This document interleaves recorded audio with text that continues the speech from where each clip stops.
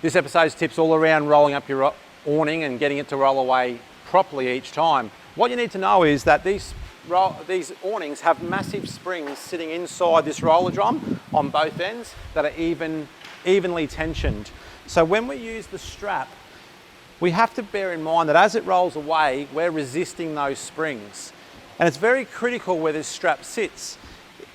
The ideal place for the strap to sit is directly in the middle of the roller. So as it rolls up, both the springs have the equal amount of resistance against them. A lot of the time I see people bringing the strap down this end, conveniently flicking the switch and rolling that away. But what's happening is we're putting all the resistance against this spring, and that spring down there has no resistance. So now what's going to happen is the awning is going to kind of twist in at a different pace, therefore skewing the awning ever so much and giving you the pain of the arms not going over each other properly. So to roll up your awning correctly, come down here, hold your strap, flick it to up, but before I let it go up, I'm going to slide back to the middle and then allow it to go up, ensuring those arms close up properly every time.